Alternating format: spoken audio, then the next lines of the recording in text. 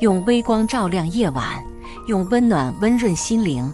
亲爱的朋友们，欢迎来到微光夜读。婚礼接亲，小舅子扬言不加钱不开门，丈母娘也要临时抬价彩礼。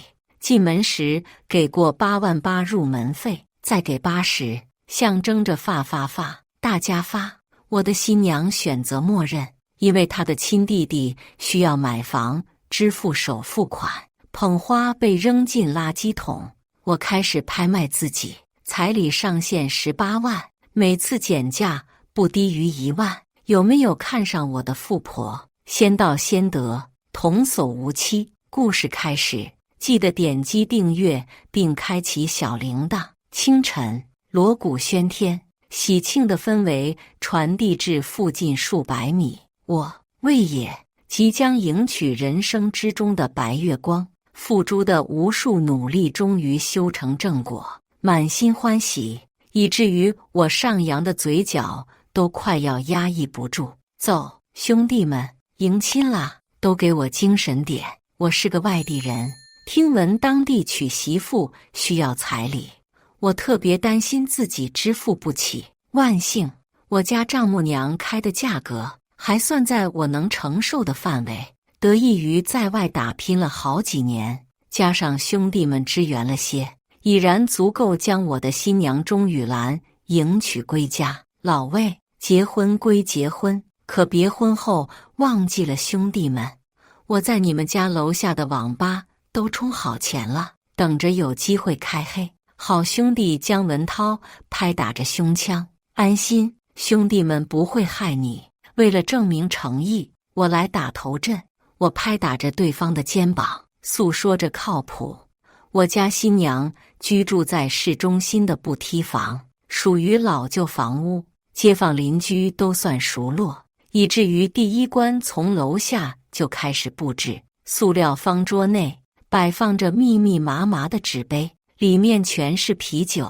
老魏，别慌，小场面，看我将酒神出马。这家伙2步合1步，摇晃着六亲不认的步伐冲上前，然后摔倒了，恰巧撞上了方桌，导致液体全部流淌在地。冲啊！我抓住了机会，一哄而入，直接杀进了楼道。为了面见自家的新娘，迫不及待地往上冲。开门，开门，老公来了！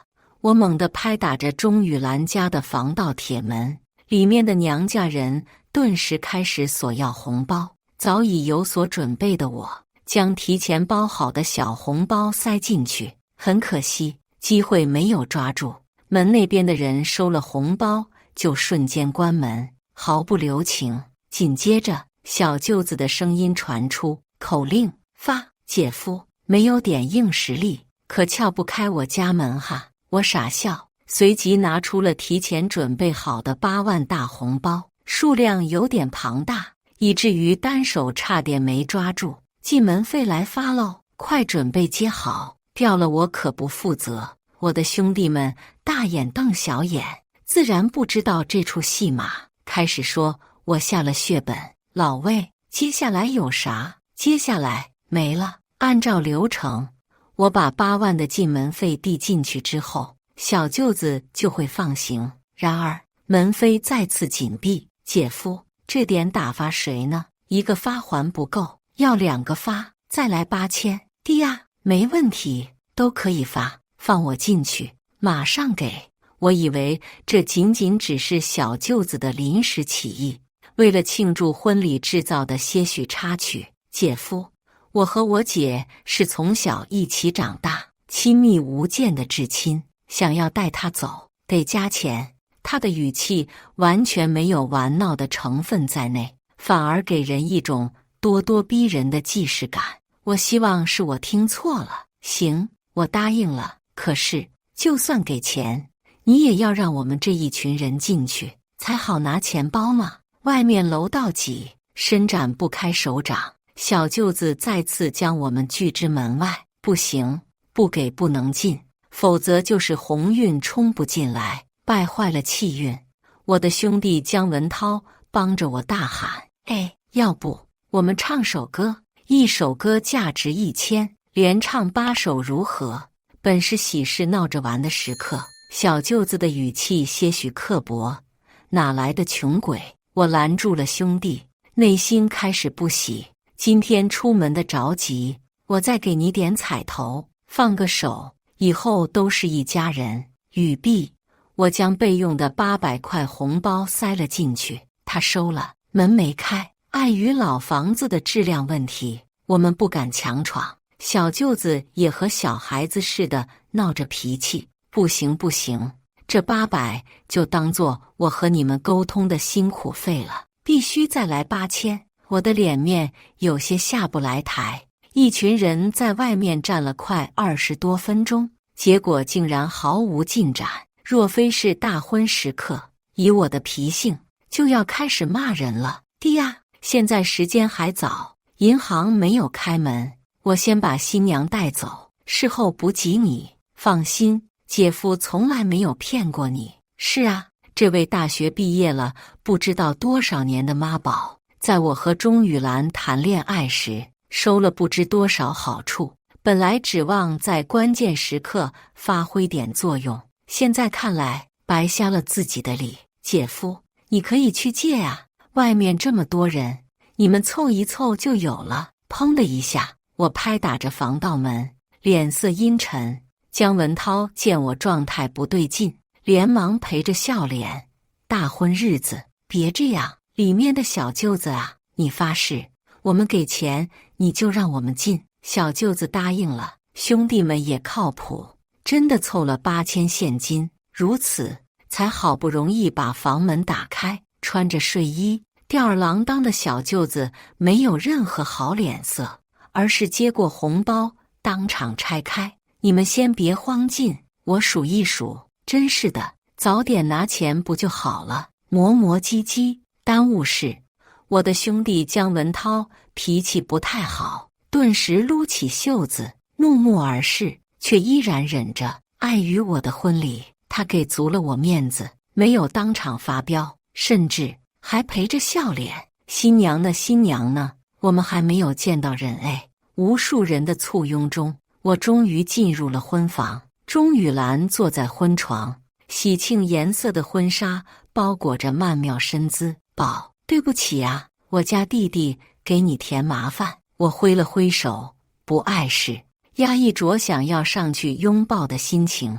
转眼看了一眼在房间呆着的丈母娘，她的脸色似乎不太好。我恍然大悟，顿时单膝跪地，将手中的捧花奉上。钟雨兰笑颜如花，别急，还要找婚鞋。没有鞋，我下不了地。兄弟们再次发挥神助攻，将婚鞋递了过来。都说了放心，你家兄弟专业人士好吧？藏在门背后的气球里面太容易，简直没有任何难度。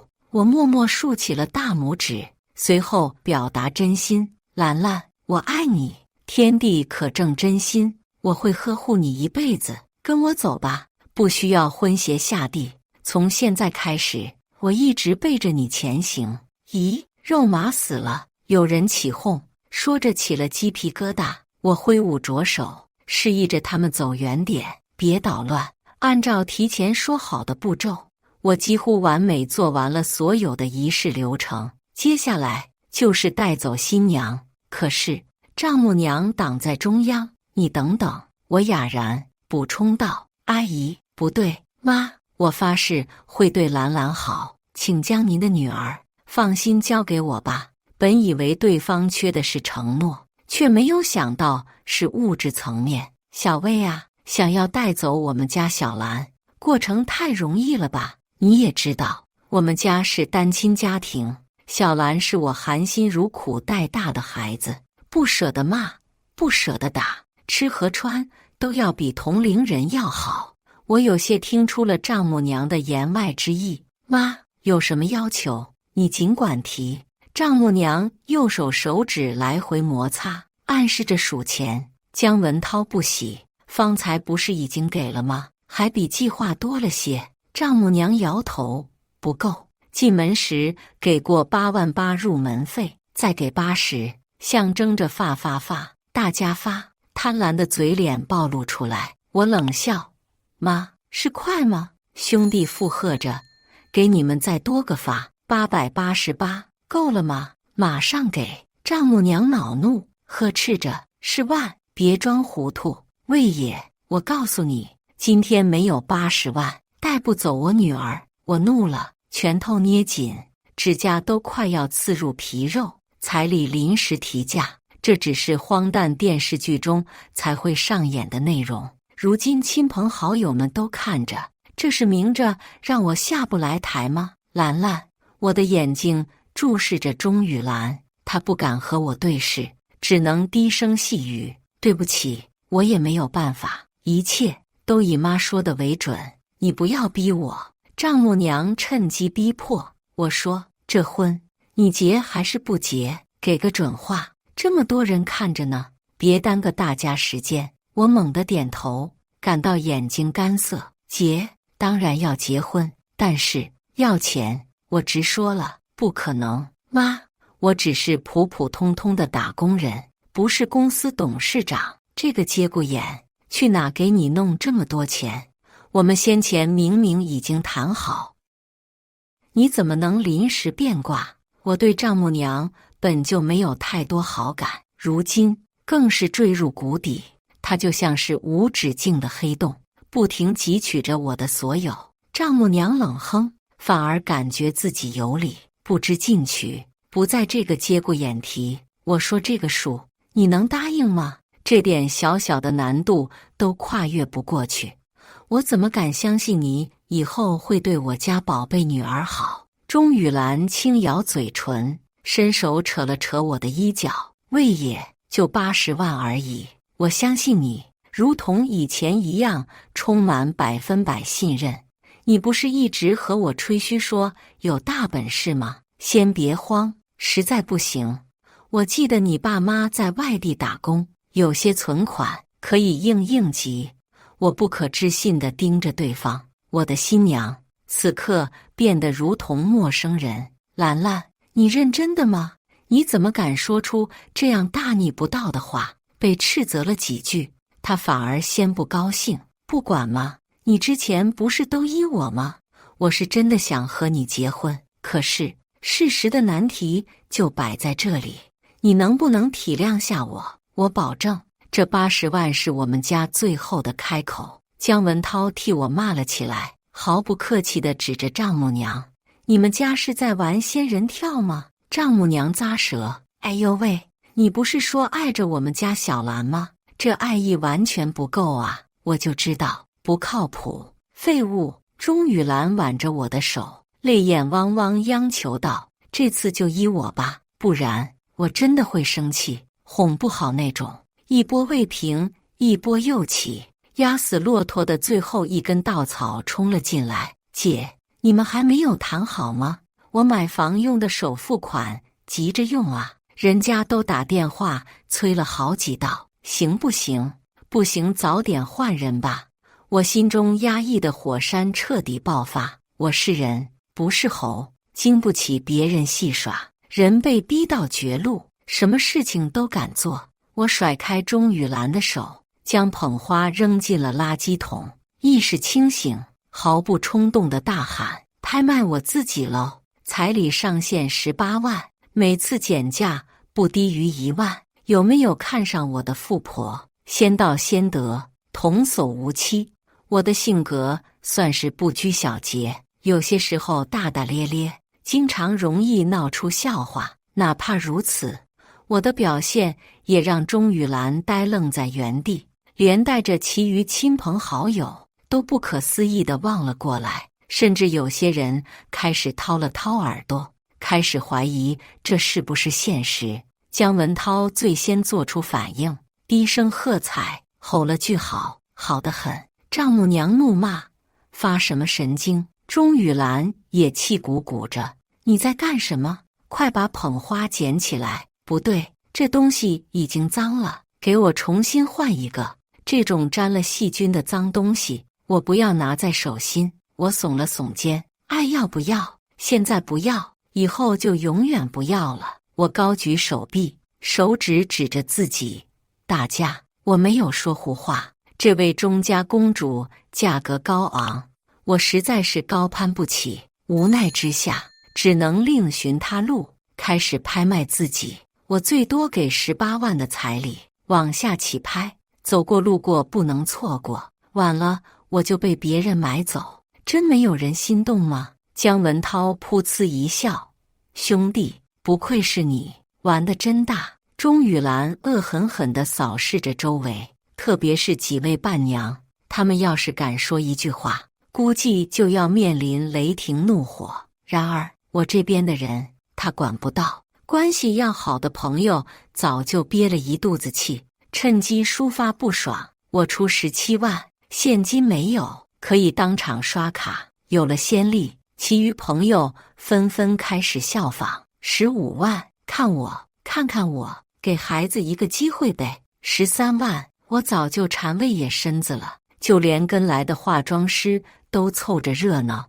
10万，全场哑然，他不好意思地低着头。我认得对方是姜文涛的朋友，显然站我这边。婚房外看热闹的人此时也纷纷进入，不知是谁打破了僵局。5万，这把我怎么输？姜文涛大笑，兄弟，5万哎，超低价，还有没有其他人？5万第一次，再没人，我喊第2次了。即将成交的瞬间，躲在人群最后方的女生急急忙忙挤了进来。我倒贴5万呀！顺着声音的源头追溯，来者是我在大学时期的学妹苏娜。她听闻了我要结婚的消息，主动要求来帮忙。恰巧我和钟雨兰也是在同个大学，我们当时在好友圈子里算是最出名的情侣，经常吵吵闹闹，吵着吵着就演变为了花式发狗娘。自然这都是我每次毫不犹豫认错带来的结果。此时本应该是好友的2人反目成仇。钟雨兰指着苏娜，滚出去，这里是我的家，是我的婚礼现场。苏娜，你个不要脸的家伙，谁准你过来捣乱？我不记得自己邀请过你。小舅子见状伸手就准备去赶人，出乎所有人预料，我眼疾手快抓住了对方的手腕。喂，小子，谁准你动我家新娘？有人吹了吹口哨，我注意到姜文涛混在人群当中，趁机踢了小舅子的屁股，对方不小心摔了个狗吃屎。我也顺势将苏娜拐到身旁，她是个古灵精怪的小丫头，眼珠咕噜转了转。没错，你们都没有听错，是我，就是我，出价倒贴5万哦。不对，我要自己加价，现在是10万，你们都想和我抢，顺带着我还把自己作为附赠品。我眨着眼睛暗示姜文涛，对方了然，倒贴10万第1次，第2次，第3次成交，反对无效。苏娜顿时嘿嘿一笑，挽着我的手臂，学姐，抱歉哦，学长现在是属于我的人呢。哥哥我可不像是某些人，只会任性撒娇，还好凶哦。他的阴阳怪气让钟雨兰起身就要打人，奈何丈母娘更快一步，反了，都反了。魏野，你要是再继续胡闹，我绝对不会让小兰和你走，这辈子都别想，你最好永远别进我们家的门。我冷冷地瞟了一眼这老家伙，是谁在胡闹？我的婚礼不早就被你们一家人给毁掉了吗？支离破碎，现在还在和我假惺惺什么呢？我毫不留情地将钟雨兰手指的戒指夺了回来，在其惊诧的目光中说着，你不配，这是给我家新娘的饰品。随即朝着苏娜单膝跪地，娜娜，你愿意嫁？想了想，我的言语戛然而止。钟雨兰顿时露出欣喜，我就知道你是在闹脾气。我没有回话，只是将戒指随手扔了。娜娜，是我的错，差点就脏了你的手。姜文涛哦了一声，急急忙忙跑去客厅，将瓶装饮料的易拉扣给取了下来，以此为代替。我牵着苏娜的小手，有点简陋，这只是暂时的替代品。等太阳升起，我就去给你买最好的婚戒。娜娜，我重新问一遍，你愿意交给我吗？苏娜的眼中流露出了爱意。我愿意，不需要戒指也愿意。终于让我等到现在的机会了，美妙时刻。如果有人没长嘴就好了。小舅子急了，不行，你和姐姐必须结婚。万万没有想到，最先阻拦我们的人会是小舅子。不着调的他捂着隐隐作痛的屁股，姐，你也不管他，姐夫欠我的80万还没有给呢，不能放他走。欠你的？我上辈子欠你的吗？我冷笑，这孩子做什么白日梦呢？我看你欠一顿揍才对，要不要现在兑现？小舅子没有理会我，去央求丈母娘。不对，现在应该叫做中母。他居高临下，魏爷，你可要想好了，我家小兰十分抢手，你不珍惜，有的人珍惜。你现在硬气，别到时候来怪我不留情面。姜文涛摇头，吐槽着，急了，有人急了。中地咂舌，关你屁事，我姐和我姐夫的家事，你少插嘴。中母附和着，狐朋狗友，小魏就是被你们给带坏了。要是他未来娶了我的女儿，必定让其第一时间和你们这群家伙断绝关系，免得被坏人带歪。姜文涛冷笑，还做梦呢，也不撒泡尿照，已经没机会了。人家小两口现在是郎才女貌，哪里轮得到你们这群妖怪来指手画脚？中母指着房门，气急败坏，哪来的混蛋，出去！哎呦，说不过就开始赶人了吗？你动我一个试试。我的行为已经算是明着和他们家翻脸，因此姜文涛已经开始肆无忌惮。喂，那边那个多收彩礼的熊孩子，你和我出去，我们练练。够了！混乱的房间，钟雨兰出声制止，她死死地盯着我。魏爷，这就是你想要看见的闹剧吗？这么多人在场，你也不怕收不了场？怕？我怕什么？你们都能不知羞耻无下限，我还不能看个戏？我就是这个脾性，怎么了吗？以前是惯着你，可是我不会一辈子都惯着你。钟雨兰，是谁先开始胡闹？是谁不想要结婚？一目了然。他深呼吸了一口气，不知道哪来的自信。我数到3，这是给你的最后机会，别不识好歹。1，我此时牵起了苏娜的手，十指相扣。2，或许这种程度对于成年人来说还不够刺激。我含情脉脉地注视着苏娜，望着对方红唇，当面接吻也不错。3，就在钟雨兰快要崩溃的瞬间，不速之客来了。5大3粗的壮汉们闯进了婚房，从气质判断，像是混黑社会的成员。谁竟然摇人？姜文涛注意到气氛不对，连忙抡起了拖把，其余兄弟也是顺手抄起了武器，坚定不移地站在我身边。如果打起来，他们大有先发制人的想法。为首的壮汉撸起袖子，连忙做出解释：别慌，我们不是来打架，也不是来诚心捣乱，都冷静些。钟雨兰哪见过这种阵仗，有些慌了神，试图依靠我，而我只是默默退后了半步，远离了坐在床上还穿着婚纱的他，伸出手护住了苏娜，宛若保护小鸡似的，全方位无死角。他这个小机灵鬼挺会看气氛，直接选择抱着我的腰部，将小脸埋入我的胸膛，做出害怕模样。实则我能偷看到对方窃喜的样子。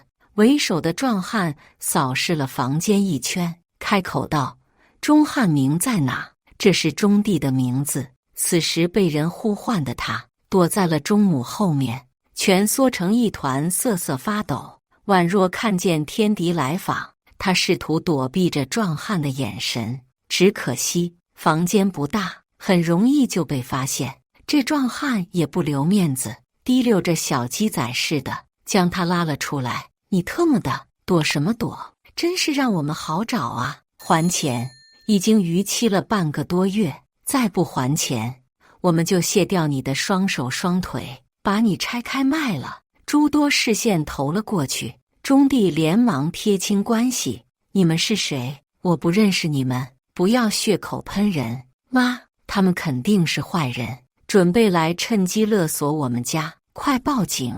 快报警，把他们全部抓走。姐，我的亲姐，你们别耽误良辰吉日了行吗？快点结婚啊！快让姐夫把彩礼给我，我等不了。姜文涛看出了端倪，询问着来访的几人：兄弟，这小家伙欠了你们钱啊？多少？对方点头，拿出了欠条，白纸黑字，清清楚楚写明了钟弟借钱不还的事实。钟母脸色铁青，连说了好几句不可能。我儿子平日里最乖巧听话，连垃圾都不敢乱扔，他不可能去借钱，不可能欠钱不还。诬陷，绝对是诬陷，是你们设计想要敲诈我们家。小舅子害怕极了，连忙敲打着手机按钮。我翻着白眼，懒得理会这家人，瞟了一眼借条，不多不少，正好80万。或许是因为恐惧，钟弟连手机都拿不稳，几位壮汉也没有阻拦的想法，仍由他们继续。我心善，看不得这些乐子，好心提醒：喂，老不死的那家伙，欠条在他们手中，人家有理有据，你报警也没有用。欠债还钱，天经地义，小心吃官司，落得个强制执行的下场，连脚底下这个破屋都保不住。要是报假警，更是要集体进局子，排排坐，吃牢饭。钟雨兰看出了我唯恐天下不乱的心态，顿时呵斥着：魏爷，不要趁火打劫，别吓唬他们。而钟弟可就没有这种脾性了，手机不小心摔在地，连忙跪下：妈，姐，救我呀，我知道错了。事情真相呼之欲出，钟母却依旧护犊子：别害怕，妈和你姐以及你姐夫都在这里，没有人能把你怎么样。和我们慢慢说，事情真相是什么？他们是不是强迫你借钱？我神情不屑一顾：这种时候知道攀关系了吗？晚了。钟弟看了眼周围的人群，结结巴巴着：我的同学请我去打牌，当时我们玩嗨了，就想来点刺激的玩法，从最开始的1块到1000块，无上限翻倍。我不小心输多了，为了翻本，就去找朋友们推荐的公司借了钱。我发誓，我没有赌博，只是那天喝多了，脑袋不清醒，倒吸凉气的声音浮现在我耳畔。钟雨兰质问着：所以买房是因为还钱吗？钟弟不敢与之对视：姐，我不是怕被你们发现之后打我吗？就说了个谎，骗你们，说我要和女朋友结婚，80万彩礼而已。你平常都说姐夫有钱，我以为他是真的有。钟母的脸色被气得够呛，话虽如此，依旧护短，指着几位大汉：我明白了，是你们骗人，是你们设局算计我的儿子，这是赤裸裸的绑架，我要告你们，我要出去喊公道。现在立刻把借条撕了，然后给我滚出去，不然吃不了兜着走。随即他做出了令人大跌眼镜的事情，指着我们：看看，这些都是我家的人，一人一口唾沫都可以淹死你们这些家伙。强闯民宅，别逼我们动手，气势雄厚，让我的兄弟姜文涛看了都忍不住喝彩，连忙补充道：几位大哥，我们可不是一路人。说着说着，他把旁边的喜庆贴纸都给撕了。别听他胡说，我们也是来要钱的人，你们继续，你们先要了，我们再来。喂，那边的摄影怎么没点眼力见啊？把摄像机放下，别乱拍照，万一大哥们因此不敢动手打人怎么办？为首的壮汉似乎明白了些许，伸出大手就要去抓钟弟。他害怕极了，抱着钟母的大腿：“妈，我不想跟他们走，快帮帮我！”来的几人不是善茬，应该是长期从事要债工作的人。他们在保证不伤人的前提下，迅速将母子二人分开，没有骂人，也没有动手，只是单纯的拖拽着小舅子。还不起势吧？没事，我们带你去献血站抽一点。过年杀猪似的声音响彻，女方家的亲戚们见到这种阵仗，竟然没有一个人站出来帮忙，可想而知，这家人平日里的口碑有多不好，暗地里不知得罪了多少亲朋好友。为首的壮汉下手没个轻重，抓着钟弟的后衣领就往外面拖，沿路磕磕撞撞，就连手心都磨破了皮。这点疼痛就让钟弟哀嚎着：“我要死了，我不想死啊！求求你们，谁也好，救救我吧！”钟母自然不会傻看着，激动地跑过去阻拦。未曾想，为首的壮汉反手就是一个巴掌甩了过去，他被打懵了，以至于脸颊迅速红肿，都没有注意到。这番操作把我们附近的观众全部看傻眼。兄弟，这么猛吗？壮汉没有回话，他突然瞪大了双眼，牙齿咬着下嘴唇，变得傻乎乎的模样。我听不懂，我有神经病。刚刚这个老家伙要抢我食物，我就打人捏。我都说了我有病，他还要来惹我。随即又是一个重重的巴掌呼了过去。我能注意到钟母泛黄的牙齿都被扇飞了几颗。够了，你们住手！当我不存在吗？家人被欺负，钟雨兰再也维持不住新娘的架子，顾不得太多，从婚床自己下地，想要去抢人。奈何他们可不是我，不会惯着他，简单的推拉就让其摔倒。他脚踩着婚纱拖尾，红色的裙摆随着撕拉声彻底报废。他委屈极了，从来没有遭遇过如此屈辱。魏爷，你难道就看着吗？我思索片刻，的确，要不再拍个照，留个影。他急得跺脚，语气却还是雄赳赳气昂昂。我们家错了，我替我妈和我弟向你道歉，下辈子我愿意为你当牛做马。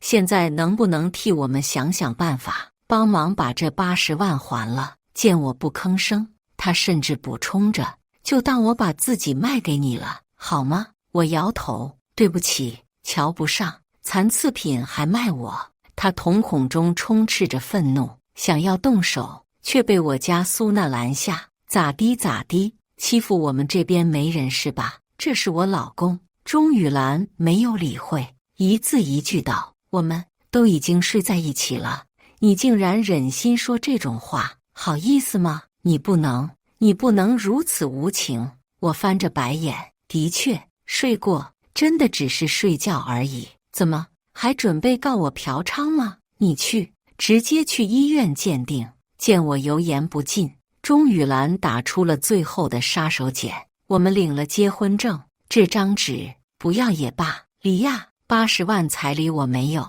，9块钱的离婚费还是能出得起。”钟雨兰受到了刺激，忍不住瘫坐在床边，甚至试图威胁我：“彩礼我们家不会退，你想清楚了？做梦！”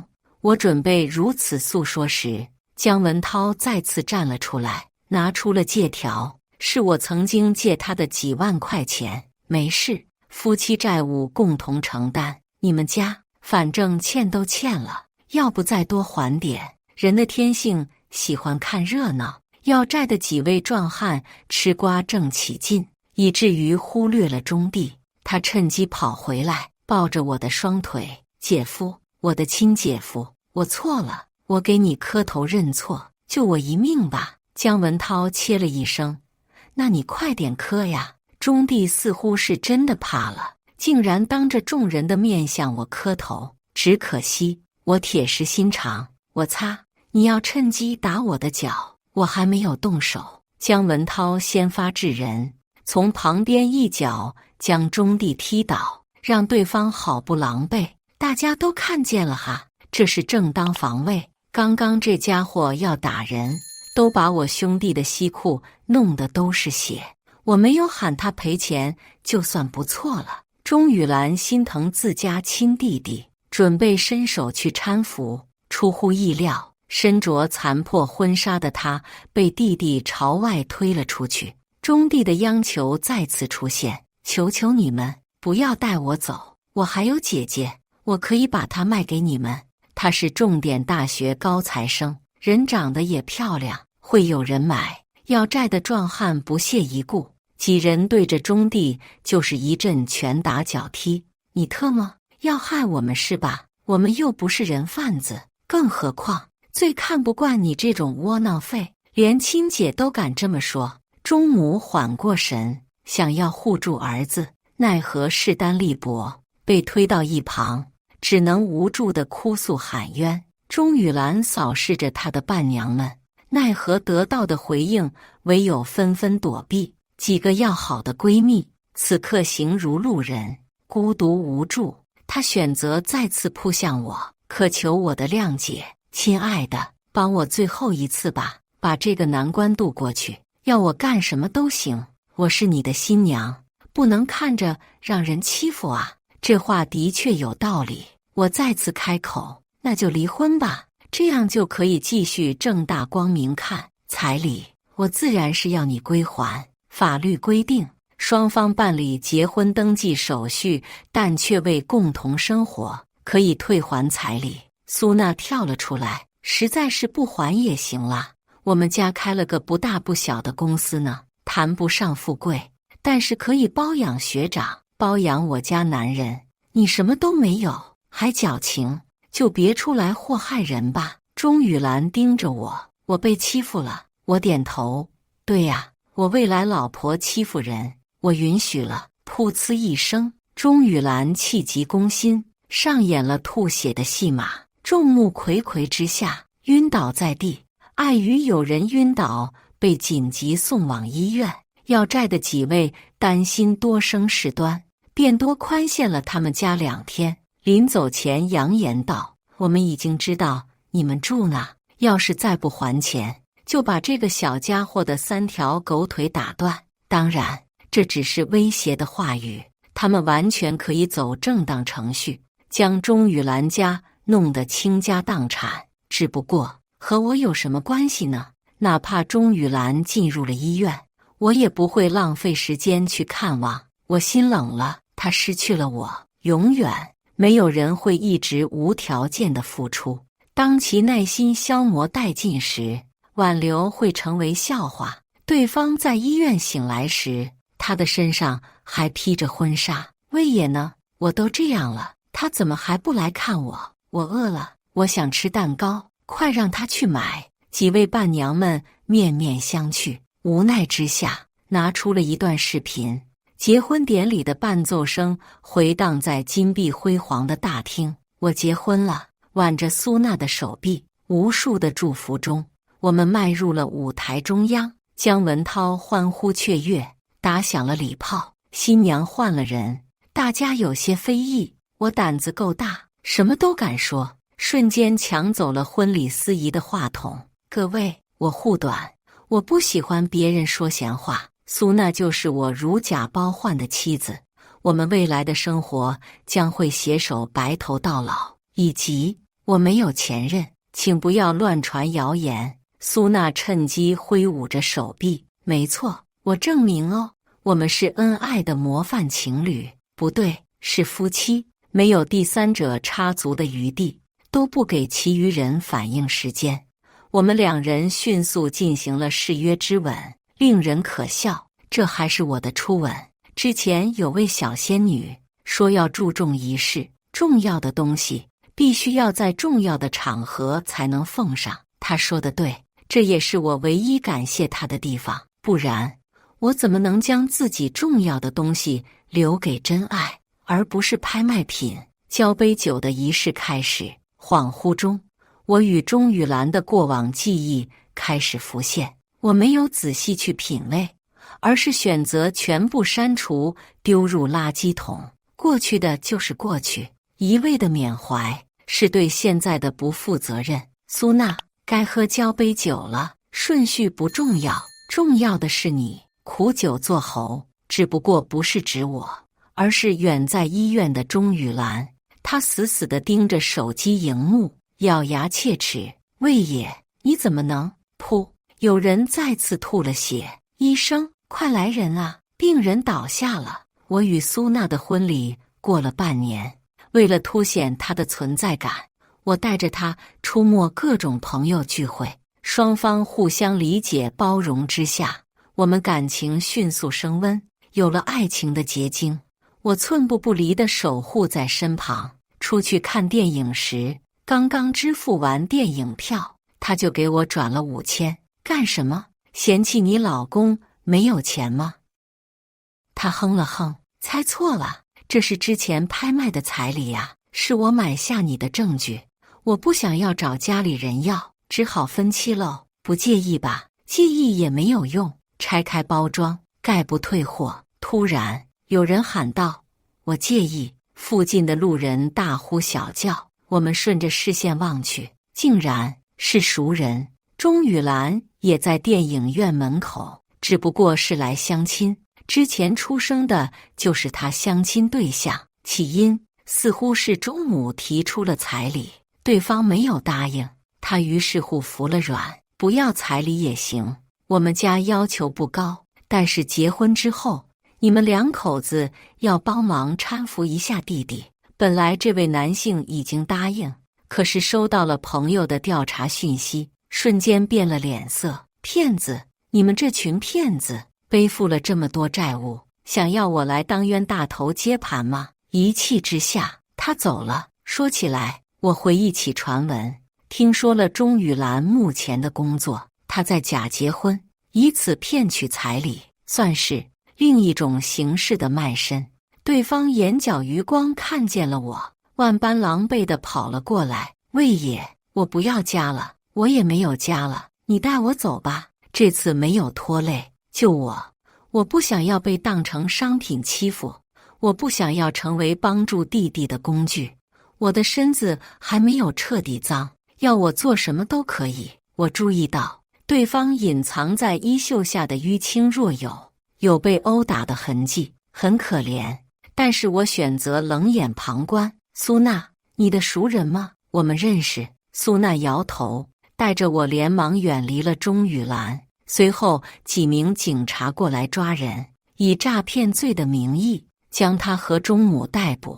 临走前，钟雨兰用渴望的眼神望着我，还相信我能帮他一把。不给我回应的功夫，苏娜趁机踮起脚尖，当众亲吻，这叫宣示主权，别人不稀罕，我要，绝不会放手。是啊，没必要在一棵树上吊死。回头望去，真正关心你的人，向来都是在默默奉献，而不是道德与金钱的单方面绑架。故事完，接下来是我们本期第2个故事。订婚宴上，老妈开口要80万彩礼，说只是走个形式。没想到第2天，这80万彩礼就被舅舅霸占了，还在家族群里吐槽我吝啬。问问对象，不是富二代吗？怎么才给80万彩礼？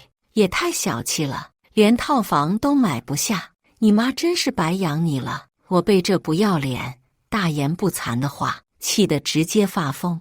你们明明答应只是走个形式，结果把彩礼给了舅舅，现在花着老娘的钱，还在那逼逼叨叨个没完。你是哪来的脸？挺大一男人，趴在我妈头上吸血就算了，还想吸我的？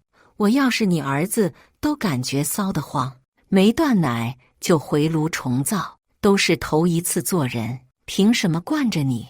我一顿疯狂输出，家族群顿时炸了。刚从老妈家回来，我气呼呼地甩掉鞋子，还没坐下呢，手机消息提示音就响了起来。我划过屏幕，是家族群幸福一家里传来的消息：舅舅，文文，你也太小气了，找的男人明明那么有钱，才给你妈80万彩礼，连套房都买不下，也好意思出手，真是白养你了。我瞬间被气笑了。年初的时候，我与相处3年的男友办了婚礼，按照当地风俗，彩礼、3金、衣服这些加起来给个8万8就可以了，凑个吉利。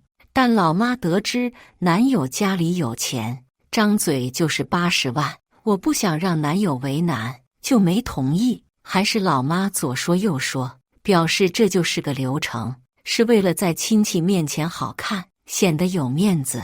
等婚礼结束后，她就将钱全部还给我们小2口，我这才勉强同意。男友为了不让婆婆对我有看法，只好偷偷将心爱的奥迪卖了，这才凑够了80万。婚礼当天，老妈是长脸了，羡慕她，称赞她的人比比皆是，街坊邻居、亲朋好友都赞她福气好，会养闺女。但事后都过去1个多月了，老妈也没说要还钱的事。我回去一问，老妈才支支吾吾地说钱都给舅舅了。80万啊，那不是8万，也不是10万，而是80万。这么多钱，老妈竟跟我说也没说一声，就转手给了舅舅，真是太气人。我气得无处发泄，与老妈大吵一架就回来了，却没想刚到家就看到了这样的消息。可不等我消化心里的憋屈愤怒呢，幸福一家这个家族群里就有人蹦出来了。80万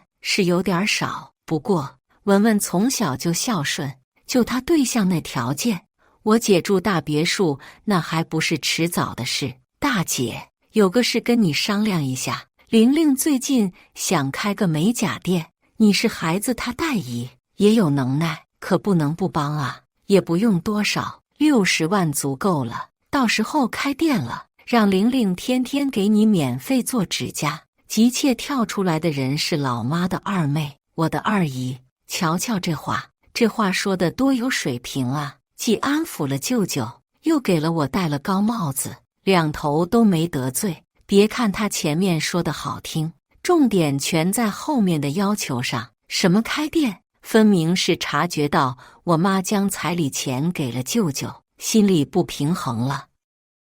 所有亲戚里，就属我这个二姨最圆滑了。明知道我妈偏心舅舅，是个伏地魔，但她既不劝导，也不阻止，反而利用老妈身为长姐，要照顾弟弟妹妹的心理，从老妈身上捞尽好处。再加上表妹玲玲的刻意卖萌，大姨，你就帮帮我吧，往后我一定孝顺您。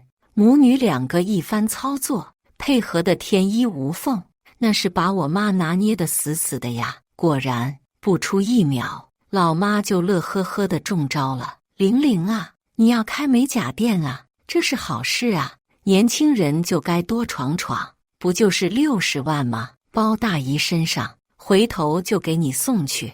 二姨家女儿，谢谢大姨，就知道大姨对我最好了，么么哒。我也劝过老妈，但她就是不听，反而认为我太冷漠，不顾念亲情。大姐，文文80万彩礼，你就这么给三哥了？你也太大方了吧！我不管，你既然要给二姐、三哥，没道理没我的份。小姨是个直性子，得知好处没自己的份，啥话也没说，直接在群里一顿炮轰。舅舅一听这话，顿时不满了，什么也跟我争？我是老李家的根，你是个啥？嫁出去的人，泼出去的水，有点自觉成吗？小姨，嫁人怎么了？嫁人我也是大姐的亲妹妹，就许大家给你们钱，不许给我，天下没这样的事。大姐，你倒是说句话呀！急切狂躁的语气，没见面都能想象出小姨要气得跳脚了。大姨、舅舅，你们别跟我妈一般见识，她也是为我着急上火。说来都怪我本想创业，让家里过上好日子，谁知道欠了80万。我家的情况你们也知道，凑了半天也只有20万。哎，都怪我无能啊！小姨家儿子，我的好表弟在群里哭穷，每次都是这样。不管小姨的话有多暴躁，有多让人气愤，他总能一句话消灭大家的火气，同时引起大家的同情。当然，为这个同情付诸行动，然后买单的也只有我老妈一人。老妈，君子，你这孩子怎么不早说呀？别急呀，大姨下午就将60万转给你。小姨家儿子，大姨，这怎么好意思？文文姐刚结婚，还是别为难她了。茶里茶气的语气，要是能的话，我真想飞过去一巴掌呼死她。偏偏我老妈就吃这一套。有什么为难的？你又不是不知道，你姐夫家可是有栋楼，光租金都花不完，这点小钱对他们说就是毛毛雨。毛毛雨。看到这句话，要是可能的话，我真想将老妈的嘴给封上。小姨家儿子立刻表忠心，那就麻烦大姨了。大姨，你放心，这个钱我有了一定会还的。老妈，还什么还呀？都是一家人，相互帮忙还不是应该的。二姨，大姐，还是你福气好啊，往后跟着文文就享福吧。舅妈，那可不是，村里谁人不说咱大姐有能耐，会教育闺女。二姨女儿玲玲，大姨，您是最棒的，玲玲给你比心。小姨儿子，大姨，您就咱全家的精神支柱，定海神针，只要有您在，咱万事都不惧。瞧瞧，就没见这么无耻的亲戚，一番话，动动手指，连脑细胞都没废，就将我100万骗出去了。更可恨的是，他们倒是谈论得愉快，却没任何一个人问过我的意见。这是一家人吗？这简直就是吸血豺狼，就是豺狼都没他们这么狠心。老妈哪里有这么多钱，还不是从我身上挖。我只知道，我要是再不反抗，就要被他们吸干了。这个口子一旦开了，往后他们有的是办法吸附在我们小家上。既然不让我好过，那就谁都别想好过。我抱着手机，双手疯狂按键，一顿输出。脸是个好东西，可惜你们没有。这么多年在我妈身上吸血就算了，还想吸我。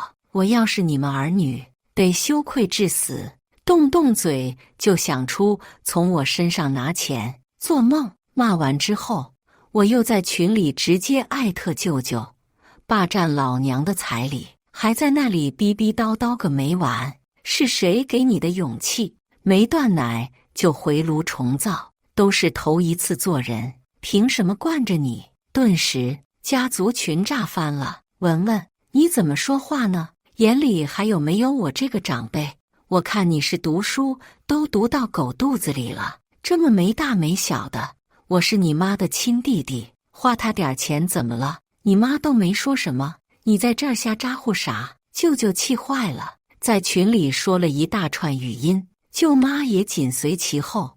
是啊，文文，做人可得有良心。想当初你爸去世，家里的亲戚可是没少帮衬，你如今有出息了，拉扯下家里人怎么了？再说刚子叫你妈一声姑，当姑的为侄子结婚出点力，还不是应该的。舅舅儿子，妈别说了，人家现在飞黄腾达了，怎么能看上我们这群穷亲戚？二姨，文文，你把话说清楚，都是亲戚，帮个忙怎么了？怎么就成吸血了？二姨女儿，不想帮可以直说，没必要说话这么难听啊。小姨，嘴长在你身上，有什么不满就提，骂人算什么？我们可都是你长辈。小姨儿子，姐，就事论事，你骂人就不妥。看吧，就因为我说了几句实话，整个群里的人都来抨击我了。不知道的人还以为做了什么天怒人愤的事，让他们这么批判我呢。呵呵，我冷冷一笑，别以为三言两语，站在长辈的制高点就可以让我屈服了。一群败类，社会的人渣，反正已经撕破脸了，还有什么好怕的？为老不尊的玩意，骂你们怎么了？不想挨骂，就别特么把爪子伸到我身上。随后我又艾特舅舅，80万，一分不少的给老娘还回来，否则直接让你蹲大狱。一听还钱，舅舅顿时不乐意了，火冒三丈，还什么还？老子用我姐的钱，关你屁事？还蹲大狱？有能耐你让老子蹲一个试试！不孝的玩意，什么东西？我二话没说，直接将老妈要还钱的收据拍了个照片发到群里，还配文：试试就试试，谁怕谁？当初老妈为了让男友心甘情愿地掏钱，表现得很诚恳，还特地写了证明，幸好我留存下来了。你个死丫头，是疯了吗？你那是我亲弟弟妹妹，我当姐的不帮谁帮？快道歉，否则老娘打断你的腿！老妈在群里疯狂艾特我，让我道歉。疯了，呵呵，我的确是疯了。一群见钱眼开、忘恩负义的玩意，我要是再对他们好脾气，那才是真疯了呢。既然说我疯了，那我就疯给你看。对，我是疯了，那也是被你逼的。我就纳闷了，我姨有手有脚，人家日子过得不知比你好多少倍，用得着你忙前忙后吗？从小就是这样，但凡家里有个什么好吃好用的，你都眼巴巴地扒拉到娘家。我爸怎么死的？还不是被你他们拖累的？是，他们是你弟弟妹妹，那我呢？我就不是你亲闺女了吗？你究竟为我想过没？我才刚嫁人啊，你就将这么大包大揽，你让我以后怎么在婆家生活？你愿意让他们吸血，那是你的事，但要想打我的主意，没门！就是老妈，我也在群里没给她好脸色，直接在群里一顿控诉。老妈，哎呀，反天了，说你一句，你回10句，真是气死我了！你给老娘等着！二姨、大姐，你可要冷静，文文定是对我们有误会，你好好跟她解释，可千万不能动手。舅妈，是啊，都是一家人，有误会说开就行。舅舅，什么误会？我看他就是欠调教，找个富二代就鼻孔朝天了，看把他给能的！看着这群虚伪奸诈的人，我气得翻了个白眼。鼻孔朝天，那也是老娘有资本，看不惯就将老娘删了呀！我咄咄逼人，毫不相让。他们说这么多，还不是为了我手中的钱？要不是看我老公是个富二代，有利可图，在被我如此怒对后，他们怎么可能再好言好语地捧着老妈？偏偏老妈一根筋搭错了，非认为他的这些弟弟妹妹是真为他好，就是冲我手中的钱，他们也不会将我删掉。老妈、老二、老三、小妹，你们放心，我定让那死丫头给你们道歉。看到这条消息，我对老妈最后一点留恋也没了。在老妈说完这句话后，群里安静了下来。但我知道，按照老妈的脾气，这是肯定没完。果然，不出1秒，老妈的电话就来了。我直接挂掉，才不想听她胡咧咧。她在打，我在挂，想着老公马上就要下班回来了，我收拾好情绪到厨房里做饭。咚咚咚！突然，雷鸣般的响声叩击在门上，就好像门外有怪物似的。我凑近屋门，从门眼上看去，发现是老妈后，我这才松了一口气，将菜刀随手放在茶几上。你是疯了吗？在群里那样说，他们好歹是你的长辈，真是把我的脸都丢尽了。赶快在群里道歉，还有把那80万的还款收据拿出来撕掉，再拿120万出来。刚进门，老妈就劈头盖脸的数落。我懵了，这还是我妈吗？是，她是。你是我妈吗？你是后妈吧？我疯狂地大喊：钱，钱，钱！要钱是吧？我直接将茶几上的菜刀拎起来，塞到他手里。来，你不是要钱吗？来，拿刀杀了我，把的血，我的肉全给他们，我倒要看看他们能不能吞下去。我歇斯底里的怒吼，样子癫狂，就跟个疯子似的。我知道，只有这样才能阻止别人继续吸血。我就是想不明白，别人的母亲都是一心为了孩子，可他呢，宁愿看着我挨饿受冻，还要接近娘家。老妈怔怔地看着我，满眼害怕，不言一句。恰巧这时，老公回来了。文文，他关切地喊了一声，随手将公文包丢在地上，赶紧冲过来将我抱住，小心地将我手中的菜刀拿出来。妈，这是怎么了？他抱着我，不解地询问。他那个有点误会，你好好照顾他，我先走了。老妈语无伦次，颤抖着逃离了。文文，没事啊，有老公呢，你放心，不管啥事，老公都能给你摆平啊。见我脸色不对，老公送走了老妈之后，便小心翼翼地安慰起我来。好了，别哭了，那80万看在妈的面子上就算了，往后咱不给就是，他们要再找你，你就让他们来找我。听着老公善解人意的话，我内心宽慰，但却愈发愤怒。不行，你的钱也不是大风刮来的，那80万咱们必须要回来。再说，给了他们，他们也不念好。既然这样，我才不惯着他们呢。我气愤地说，他越是对我好，我就越是不想他在婆婆面前为难。好，都依你，一切交给老公，保准他们不敢再放肆。老公宠溺地说，我本以为他只是说说而已，毕竟既没见他报警，也没见他有何动作。可就当舅舅再次在群里蹦跶时，他果断出手了。次日傍晚，老公下班早，吃过晚饭，我就趴在床上刷视频，谁知幸福一家群里突然爆出一条消息，舅舅，大姐不是说让文文给道歉吗？怎么没影了？不等我感叹他脸皮厚，群里就叮叮叮响个不停。哎呀，那死妮子现在翅膀硬了，我可管不了了呀，让他道个歉。他竟发疯似拿着刀子要杀人。老婆子，我命苦啊！老妈在群里哭诉，但没人安慰她。舅妈，拿刀子杀人，别逗了。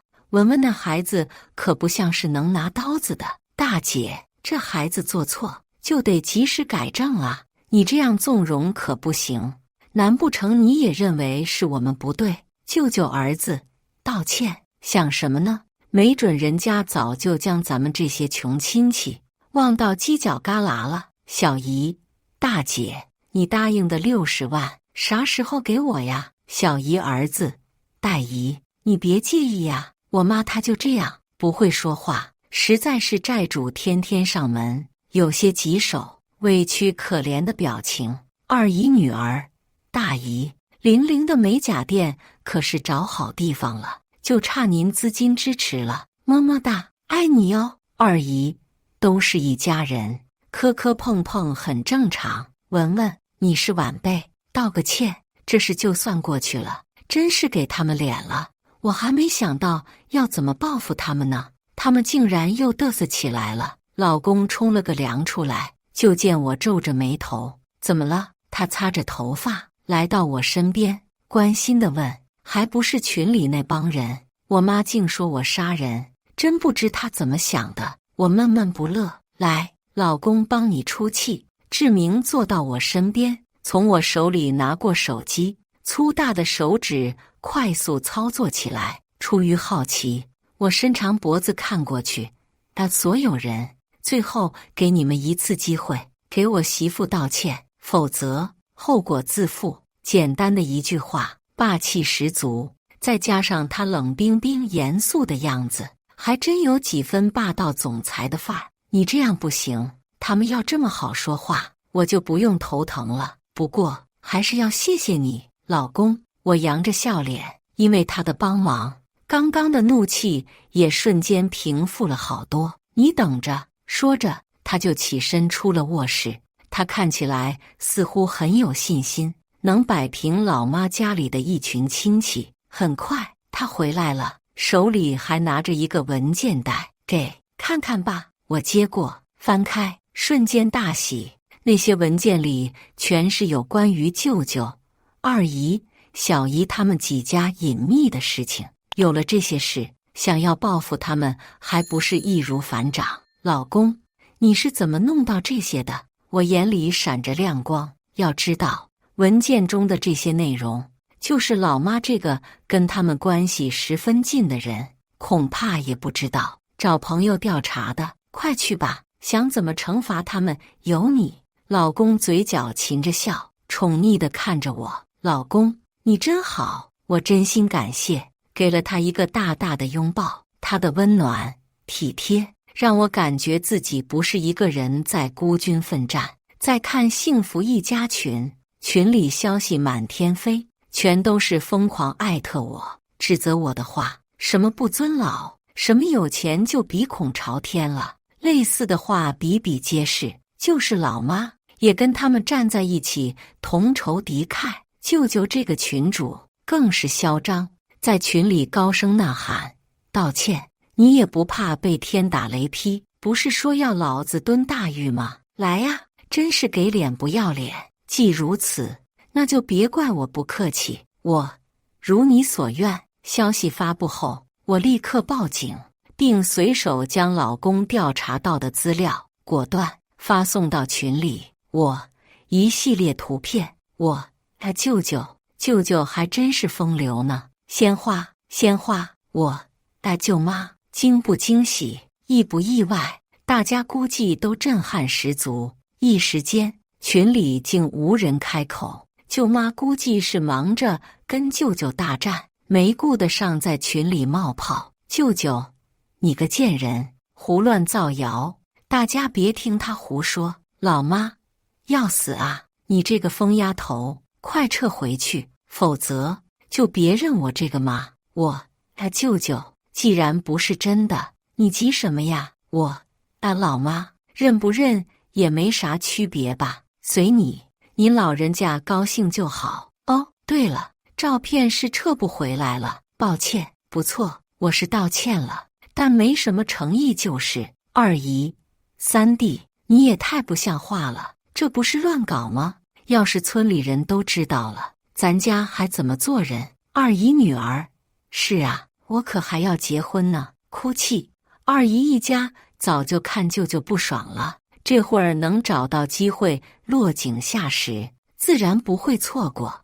二姨虽说没念过几年书，肚里也没多少墨水，但她是老妈几个姐妹中命最好的。年轻时嫁了个老师，小日子过得不错。就因为二姨夫是教书育人的老师，二姨在老妈的这一帮亲戚面前优越感十足，总是喜欢端着架子教训这个教训那个。她要是真为人好也就罢了，偏偏她教训别人不是为了看戏，就是显示自己的优越感，亦或是想占便宜。二姨，文文，不是姨说你妈就是再不好，那也生了你养了你，怎么能跟你妈这样说话？快给你妈道个歉，母女哪有隔夜仇？瞧吧，来教训我了。我敢保证，你要是好脾气的应了她的话，她一准要提钱了。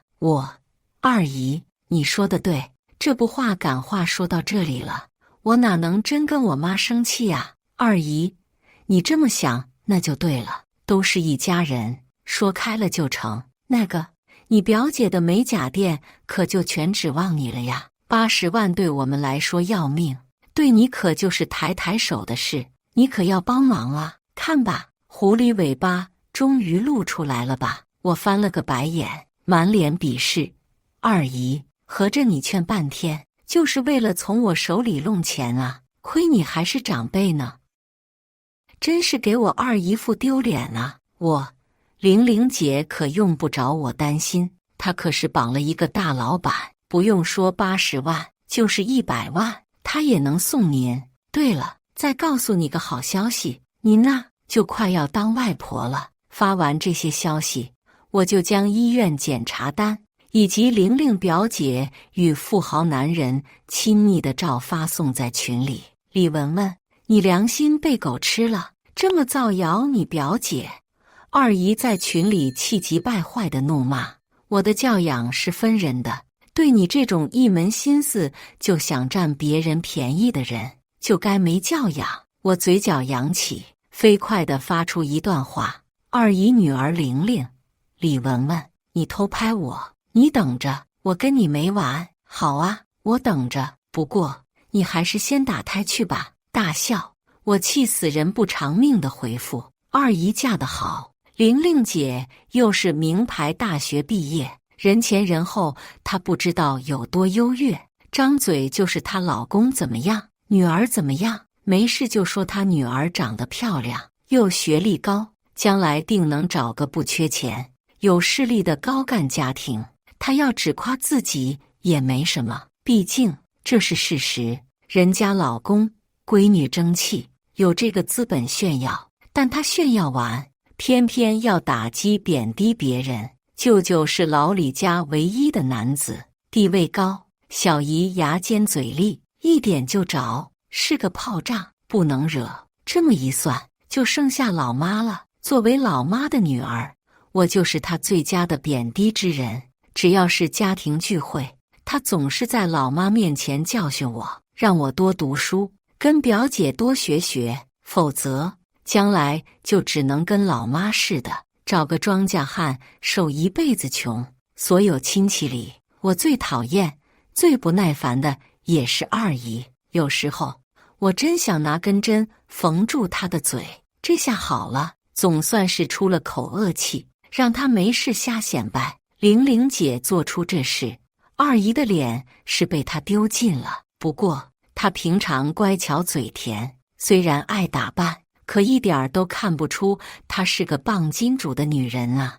真是人不可貌相，还真是多亏了老公，否则大家都不能发现她的真面目。被我这么一打击，二姨立刻不言语了。但还有个小姨呢，别看他们日常争得凶狠，但对付我、对付老妈，那可是空前一致，团结得很。小姨，文文，你也太过分了，都是亲戚，有什么事私下里好好说就是。你这么不管不顾地发到群里，是个小辈该做的事吗？你给了你就80万，也得给我家80万。我也是你小姨，就没这么厚此薄彼的。别看小姨不主动欺负我，但有好处的时候，她也从不手软，所以她也不是什么良善之人。小姨儿子啊，姐，我妈说话就那样，你是知道的，别介意啊，我是真扛不住了。你跟姐夫手头要是有闲钱，就先帮帮我，你放心，我可以写欠条的。一丘之貉，还真当我是软柿子，是个人就能上来捏吗？话说得好听，等钱到手，他又怎么会写欠条？一系列图片，小姨儿子，君子，你明明开着公司，年入100万，还问我要钱，装出这副可怜样，你可真虚伪。舅舅、大姨，我妈平常对你那么好，他们没钱的时候，你也不说帮一下，你可真心狠。这则消息发送出去，群里讨伐的对象顿时变了个人。老妈，小妹，这是真的。君子开了大公司，最先发出质疑的是老妈，也是，她是真的将这几个弟弟妹妹放在心里的。作为长姐，她省吃俭用，就连亲闺女的我都顾不上，却舍不得弟弟妹妹受苦。小姨，你胡说，我儿子啥时候开公司了？大姐、二姐、三哥，你可别听他的。二姨、小妹，你蒙谁呢？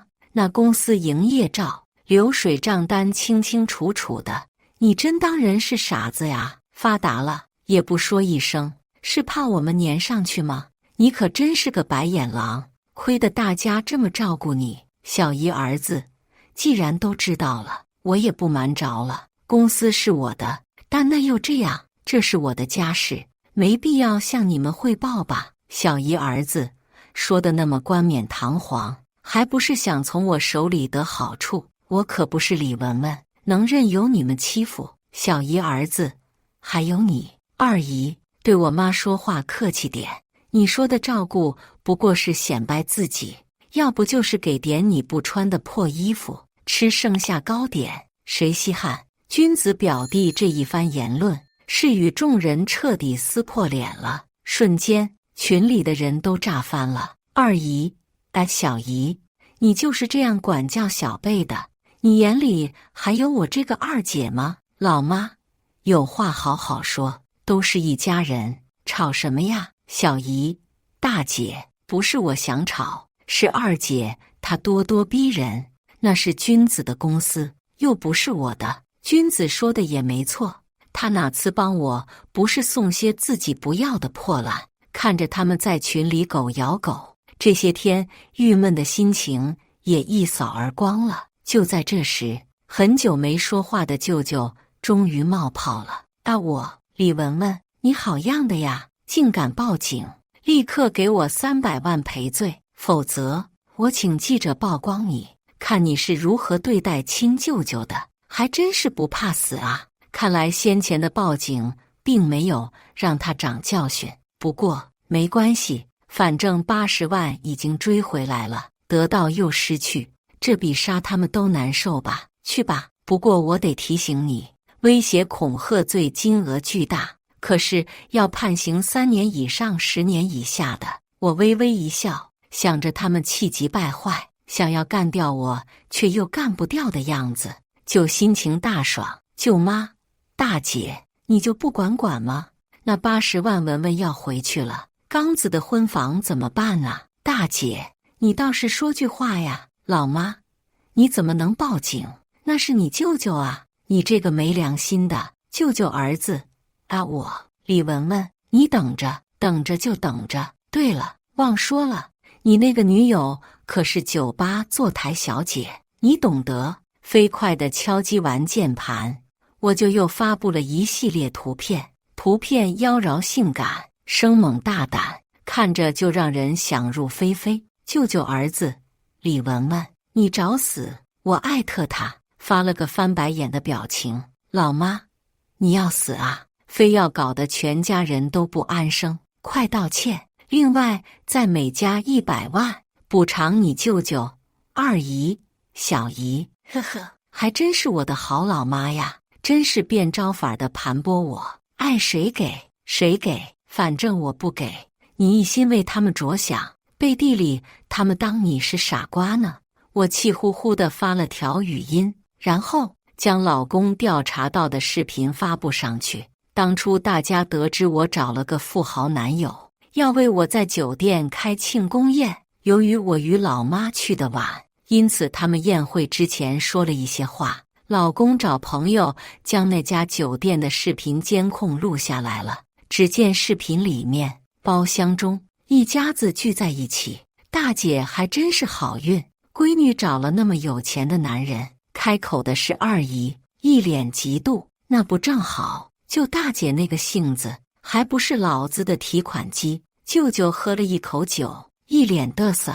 是啊，谁不知道大姐最疼你了？不过只要你开口，我跟小妹也能沾点光了。二姨乐呵呵地说，先前的嫉妒已变成了得意与不屑。亲闺女不疼，一个劲的往娘家倒腾，就没见过她这么傻的。三姨满脸不屑，舅舅，这不是真的。大姐，你别听文文瞎说。二姨，是啊，她这是造谣，挑拨离间。二人急急在群里发声，听语气就知道他们有多么急切。当然了，他们不是急切我老妈伤心，而是担心往后没地方提钱了。三姨没有动静，应该是私下里被精明的君子表弟劝住了。老妈只打了2个字：你们。话没说完，但众人都知道他的意思。之后他就没音了。在将所有人的龌龊都揭穿后，幸福一家群终于安静了。好长一段时间过去了，群里都没任何消息。舅舅估计怕我再次报警，没来找茬。二姨也在忙着玲玲表妹打胎的事情，而老妈也在忙着悲春伤秋。至于三姨，有个那么精明的儿子，看到大势已去，再也不能从我身上薅羊毛，自然也没来找我。一时间，我的生活恢复了平静，每天在老公的体贴关怀下，日子过得简直不要太美。但在1个多月后的某天，老妈却找上了门。我跟老公看完电影，天已经黑得看不见了。但没想到的是，我们回到家门口，却看到了老妈。她站在门外，一脸憔悴，没有像往常一样自顾自地开门进去。妈，看着她佝偻的背，憔悴的脸，我心情复杂。她是对我很不好，但到底是血缘亲情，看她过得不好，我心里也不是滋味。从前的她那么张扬，大包大揽，即便再苦的日子，再难的事，她都动力满满，精神抖擞，仿佛有使不完的劲。如今呢，她满脸愁容，一脸老态。妈，快进屋，您手里不是有钥匙吗？往后我们没回来，您就先进屋。老公出声招呼，化解了我们彼此间的尴尬。老妈是真的不一样了，进了屋，喝了口水，她就静静地坐在沙发上，一动不动。要是往常，她早就劈头盖脸地数落我的不是了，要不就直接开口提要求，让我出钱帮舅舅他们了。妈，你有什么事就直说，能力范围的事，看在您的面子上，我能帮的会帮。实在受不了他这样子，我主动开口，文文，妈，对不起你啊，但他们是妈的亲人，你外公外婆走的时候，让我照顾好他们的。老妈哽咽着说，刚子犯了事，判刑不少，你要能的话，就让他少判几年，妈求你了。说着，她的眼泪哗哗流，还要给我下跪。我连忙扶住她，妈，你这是干什么呀？你先把事情说清楚，我不是说了吗？能力范围内的我会帮。好一顿安抚后，我终于知道了事情的缘由。原来群里的事情究竟是让表哥刚子上了心，于是在他某次与女友约会完后，就悄悄地跟着他，却没想到亲眼看到女人来到酒吧，打扮得妖娆性感，周旋在众多男人之间，与他们亲密得很。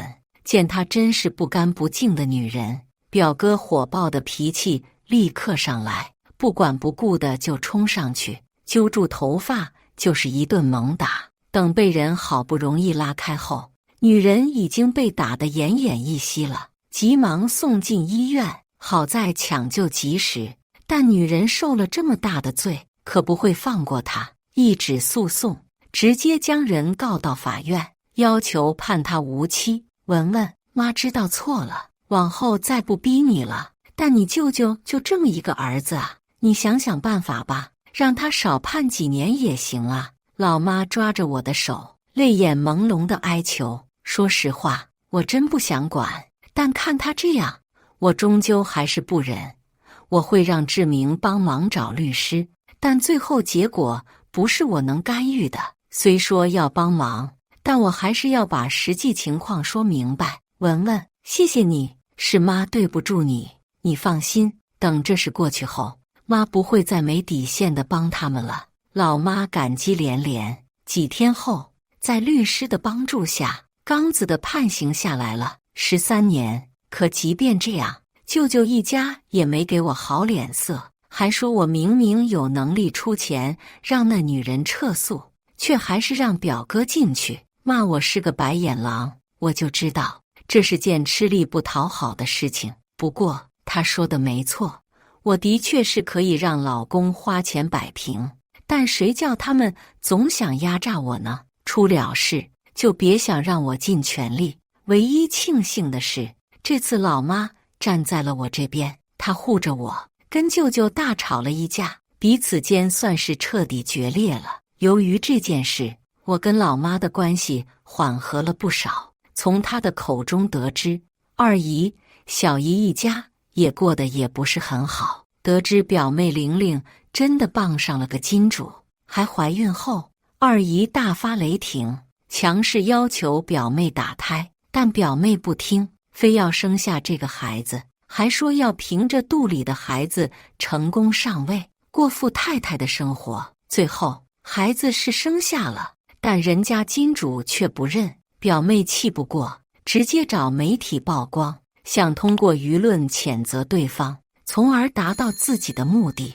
但那金主也不是好惹的，人家动动手指，二姨夫从事20多年的教师职位没了，表妹玲玲也被强制送去了疯人院，小姨的儿子开了公司，年入100万，按理说应该是过得不差，但奈何舅舅与二姨过得不好，同是一家人，他们如此惨，凭什么就你好？心里不平衡的他们就盯上了小姨家，3天2头的上门打秋风，借钱借不到，就直接跑到君子表弟公司的门口撒泼，逢人就说君子不孝，是个白眼狼。虽是造谣，但长久下去是会影响公司信誉的。好多客户一看君子表弟家里乱糟糟的，处不好家里关系，就认为他没能耐，也不谈合作的事了。君子表弟报了警，可不管用，毕竟没犯什么重事，只能口头教育一番，又放出来了。无奈君子表哥只好将公司卖了，带着小姨、小姨夫一家人悄悄离开了这个城市。至于去哪儿，无人知晓。而我糟心的是离去，迎来的全是幸运好事，不仅与老妈关系慢慢缓和了，来年的春天，我肚里还添了新的生命，万物复苏，我的生活也随着这个多姿多彩的春天开启了新篇章。感谢大家的观看，本期影片大家觉得是第1个故事精彩，还是第2个故事精彩呢？欢迎大家在下方评论区讨论。如果你喜欢这类故事，记得点击订阅微光夜读，并分享给更多的人，这会对我帮助很大。再次感谢大家的观看。